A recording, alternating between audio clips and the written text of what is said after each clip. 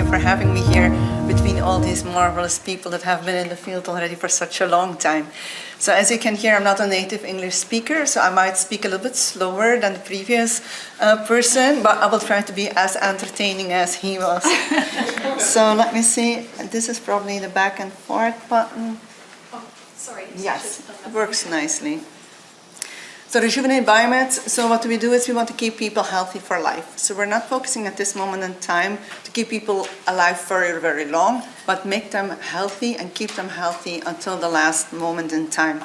And we do that by developing effective treatments for age-related diseases, so basically prescription drugs.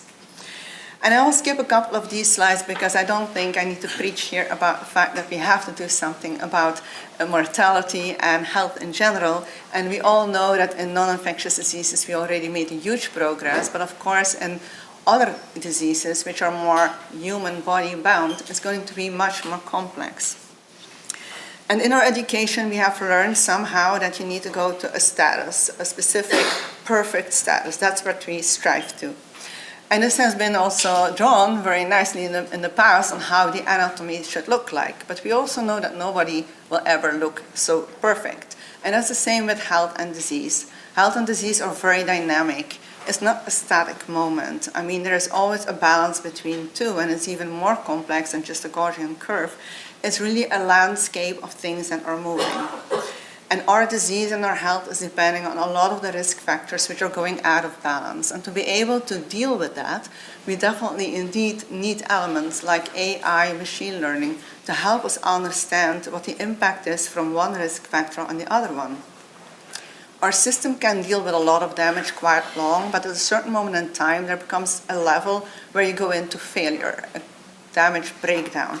That breakdown can be in one organ, in your case, in another organ, in my case, but some of the fundamental aspects are the same.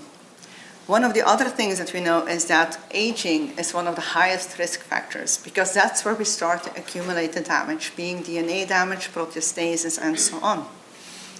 So indeed, something that already was mentioned before, the hallmarks are aging, are giving us a framework to deal with, to work with. So if we want to make a difference in age-related diseases, we need to take into account that our human body is not in the same status as when we were young. So how we will react to medication is going to be different. So that's why we decided to use this knowledge, which has been offered by the community to us, because when I started the company 7 years ago, I was very agnostic on anything in this field. So I'm really, really so happy that so much progress has been made so that I can now try to bring my piece to the puzzle, and that's translating. So if we want to make a difference in something that is so complex, we will need to tackle multiple targets simultaneously, because one target only is not going to do the trick. For us, we thought, how can we now best do that? And we thought, we need to have a broad range of activities, so let's combine products. We also thought this is a very new field. If you go into a new field, what you absolutely do not want to do is damage the field. So safety needs to be key. So from that perspective, we thought, well, what if we now start with compounds that have been around for a long time, for which we have human safety data at hand? And as mentioned before, I'm also a scientist from background, so setting up a company is a different game. It's a little bit of different elements that come to it. So the first thing that we got confronted with is, yes, but if you repurpose, can you have IP? Yes, you can have IP 5 years. It's not that long, but you have 5 years. Now, what we found when we started the company is that because we are combining products and we are creating new characteristics, we actually have an IP protection of 20 years, which is very helpful when you start a company. So that's why our approach is as follows. We start, as I mentioned, with the hallmarks of aging. We look at the pathways and the genes that are behind it. That goes into our system, which is called CombinAge. Together with all the interdependencies, we now map compounds that have been around for quite a long time that we have deemed to be safe enough for a combination in an age-related setting. We throw that into our system. The system is now mapping this to the hallmarks of aging. The system will come forward now with combinations that can have an impact on multiple of these different hallmarks simultaneously. With that information, we move into C. elegans, which are little worm. I know they're not little people, so a lot you can do with them, a lot you cannot do with them. And we look here at health. How do they move? If we get a confirmation from CombinAge, we go back to CombinAge and we said, okay, we agree with you, this and this and this combination is very interesting.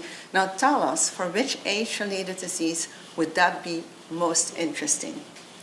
With that information, we do our IP, our patentability assessment, and we move into more traditional drug development. What perhaps is also important to know is when we started to work on CombinAge, it was not our aim to develop an AI machine learning tool that could help us with that. It was more a necessity because we could not find what we really needed. Now, very interestingly, SAS, which is, as most of you will know, an international organization that is very prone in the pharma industry with all their statistics analysis tool, wants to move also into drug discovery. They found a way how we did it very interesting, so we have a nice collaboration with them, giving us the ability to upscale and give us much more computing power than we could ever have as a small company. In the traditional drug development, I will show you some examples of what we have done there. To make a long story short, our first combination is RGX-01. Surprise, surprise, it's a combination of metformin and galantamine. Metformin is, of course, very known in the field, so we were like, okay. And then galantamine popped up as well. We did not really know why galantamine popped up, but we confirmed it in C. elegans and we saw it was active. The way we use RGX-01's different concentrations than currently are being used on the market for which they are available, metformin being diabetes and galantamine being Alzheimer's disease. We also make a new formulation because we know the product very well, so we know exactly which PK profile we would like to mimic. This is also the characteristic, is one of the parts that we do IP, and of course we also IP the different formulations. What is also nice to say now, because we were always beaten about that, yeah, but you claim that you can have IP, and yes, you filed it. Well, we have it granted now, so we can skip this slide. So why did we now focus on sarcopenia? Well, we asked the system, like, which disease would you now use this combination for? And sarcopenia came up. It was still very new, and we were a little bit surprised because there was not that much knowledge yet about sarcopenia, other that indeed it is a multifactorial disease. You do see it when people are aging. You see the performance loss, you see the strength loss. We see it around us with our parents and our grandparents. Fortunately, this is a recognized disease because that was the other element that popped up. It's very nice to want to make a difference in aging, in the field of aging, but there is no regulatory trajectory at this moment in time to file a compound to treat aging because it's not a disease, it's a condition.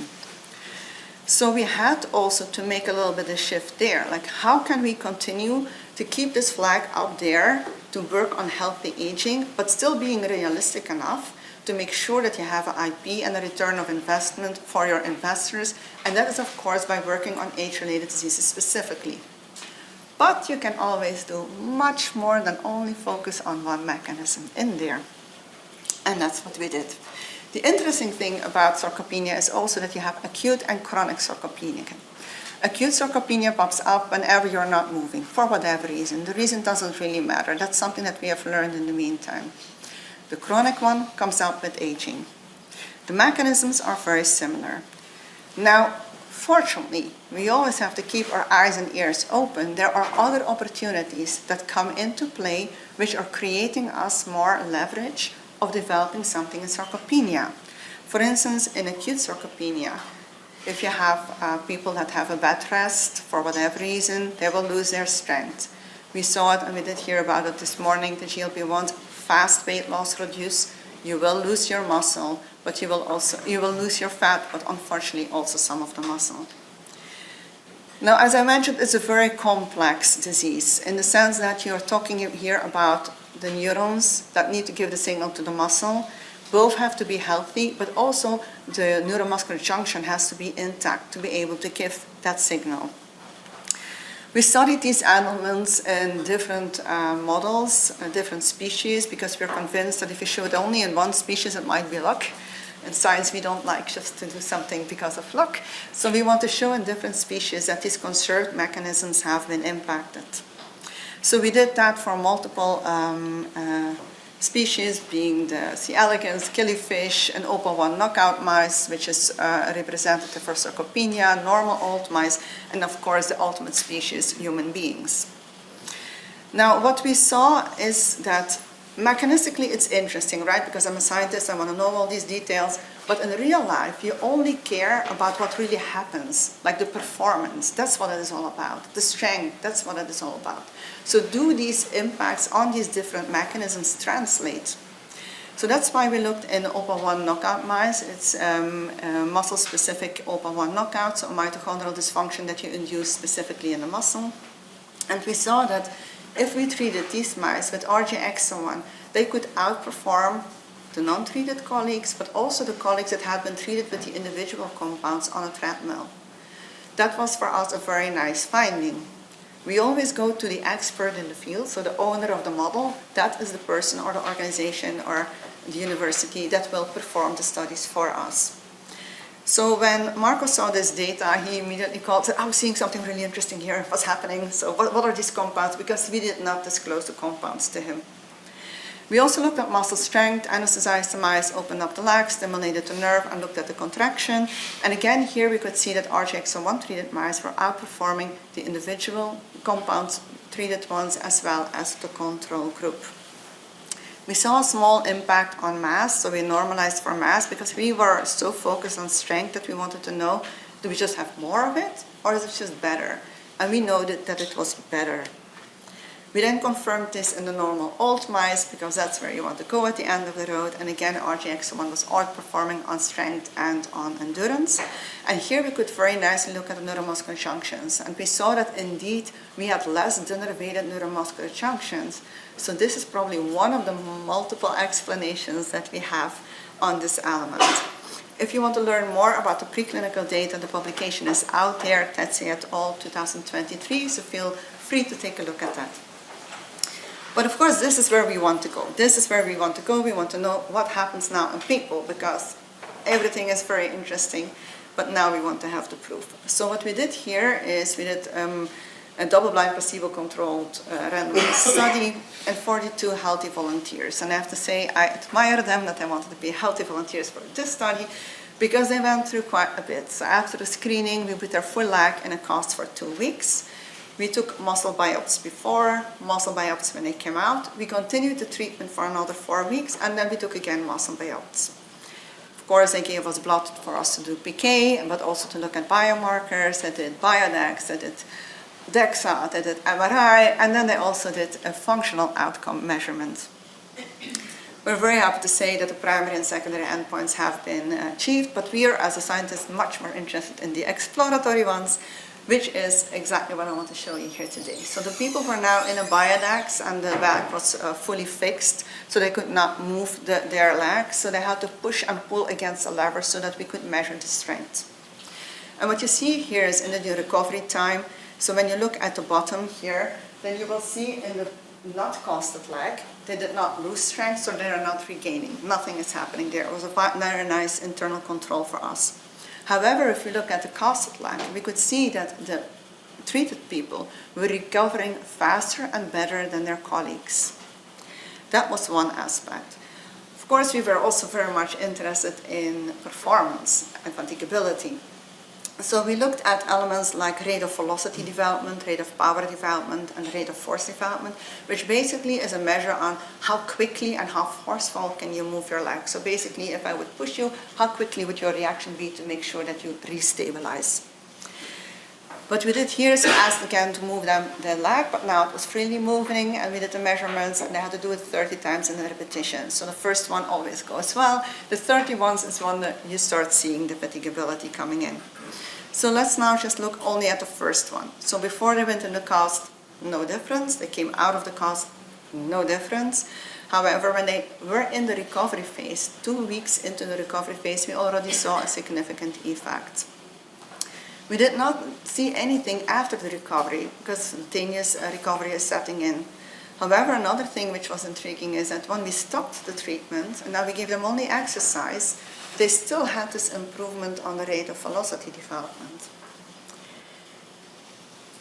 Of course, fatigability is more real life. You never move only once. You will always be moving on in a serial base. So we wanted to know what happens then. And here, against all odds, because this is a small study and we predefined these parameters and we said if we see an 0.1, it's going to be interesting to us. So we did not anticipate to see a p-value that was really significant.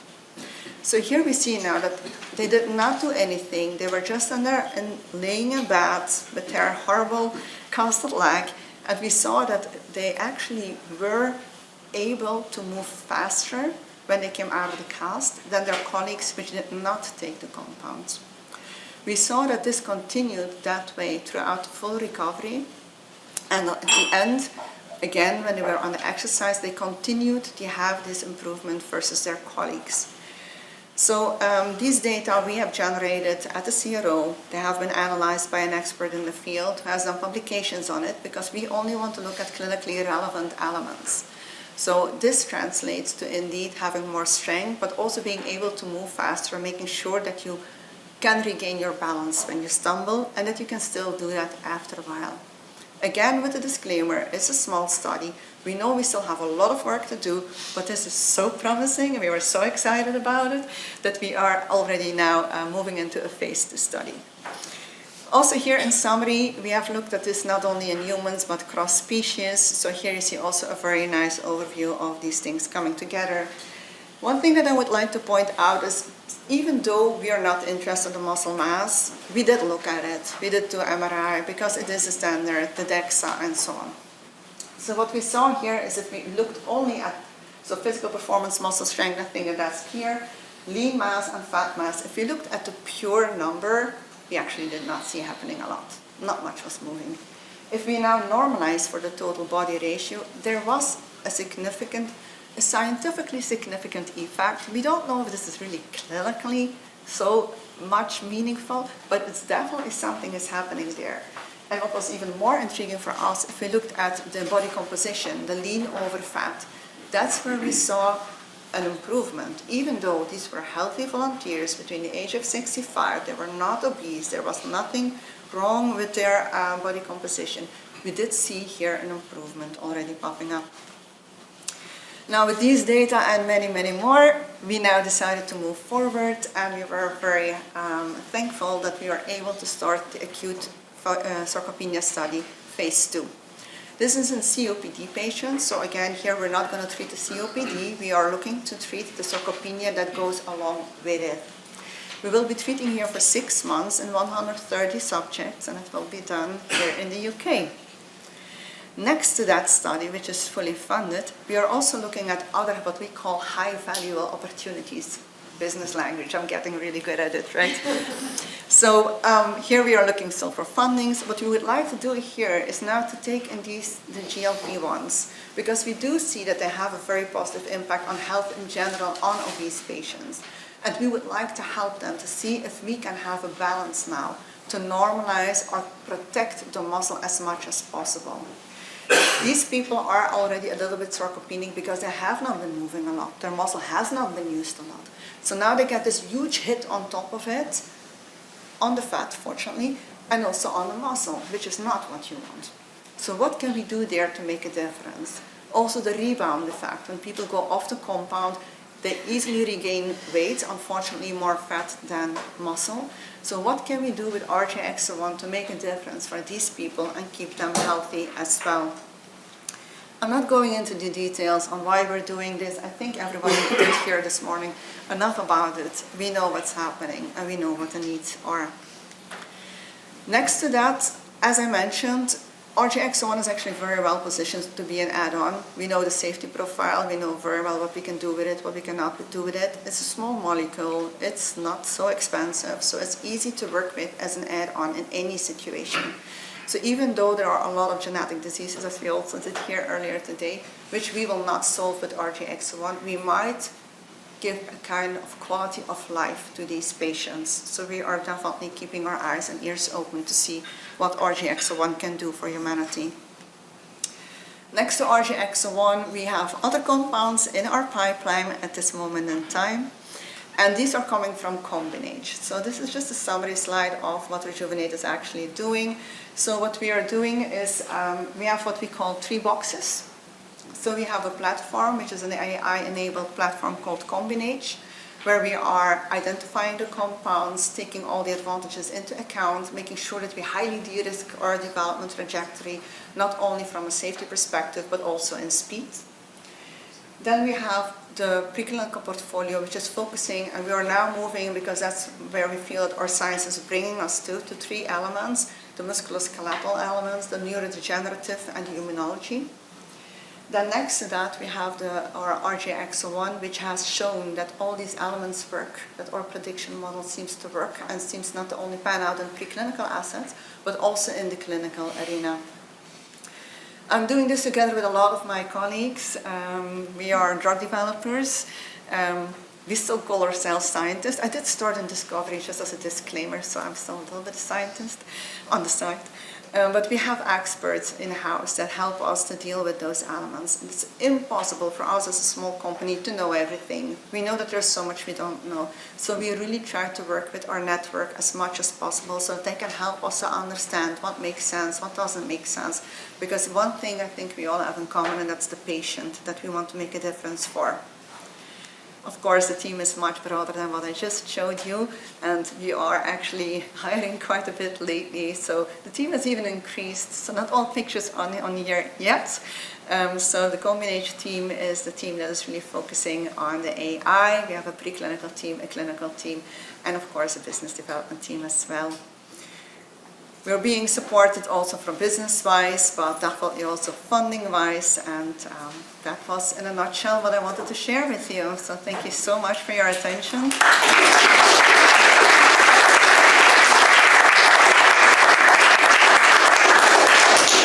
I wanted to make sure that people are on time for lunch. Exactly. I know everybody's probably... Well, thanks so much, Anne. And we do have time for questions and lunch, so that's quite good. Joe, you had your hand up first, so are you good to... Yes, sure. So the upper one mouse is a blind mouse that has mitochondrial fragmentation. So my questions are 2 things. I might imagine that you thought about whether or not the vision was improved when you gave the upper one, and therefore they ran around and walked around. So I don't suppose it was that. But do you know what happened to the mitochondrial morphology? Is it increased? I mean, was that one of the AI parameters you used to search? So perhaps I have to correct this. The OPA1 knockout mouse that we use is an OPA1 knockout specifically only in the muscle. So the vision was not impaired. So it's only the muscle that is impaired. So we never studied the vision. But what about the effect on mitochondrial morphology when you add the drug? Yes. Does it improve that? Yes, absolutely. And in the paper you will see also the visual pictures of the electron microscopy where you see that they are less damaged. So the swollen character that you see in the typical OPA1 knockout mice is less present, and also how they are being fused. Yes. Okay. Great. Yeah.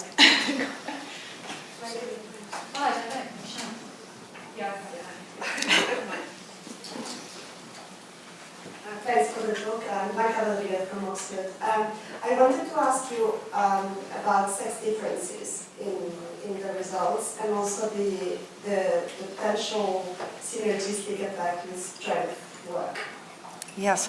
So as you know, of course, in mice you will have differences. So in the aging mice set, what we did there is we looked at 2 different species, both male and female.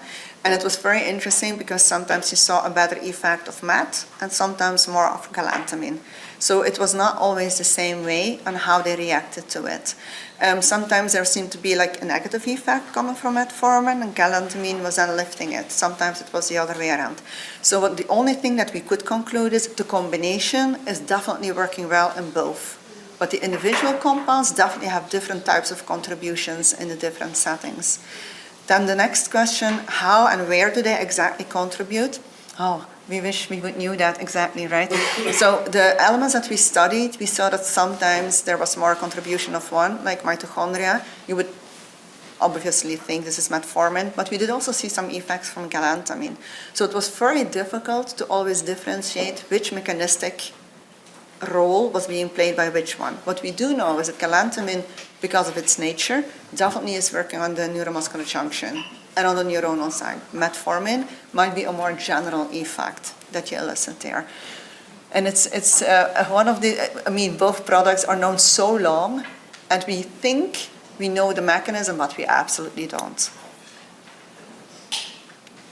Okay, now I saw a little bit. Sorry, I should have gotten there.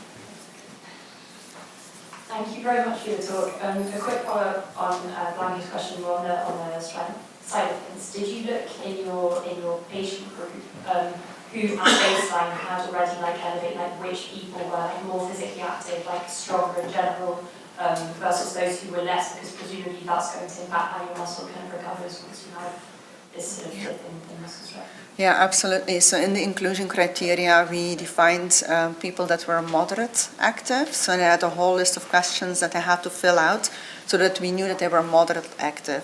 Moderate active in this case means between 3,000 and 6,000 steps a day. They were being monitored during the pre-screening, so during the screening period. So we had a Fitbit and an active pal to see where they were at, to make sure that they were behaving the same way. Yeah. That's how you control an experiment. You going to try the mics again? Yeah, it was a very, very difficult study. Our team has really suffered from the operational perspective. It was a nightmare, but they did it. So. Hi. I was just wondering if there are any patient groups that are independently prescribed these drugs already. You see what I'm saying? Because they're prescribed for different things. And if they exist, and if you see any effect in those, that might be interesting. That's a very good question, because we hoped, of course, to be able to do some real-world evidence collection of metformin people, galantamine people, if I can call them like that, and then see if there was an overlap. And of course, these are two products that are being taken in an older population, and they're both being taken chronically. So yes, we could find people that were doing both.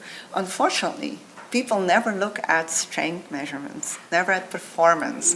So when we looked at the database that was available, we decided not to pursue, because at the end of the road, the amount of people that was in there was so limited, and we had to really, our team would have to stop working on CombinAge and rewrite everything to be able to go through the notes of the doctors in the hope to find something there.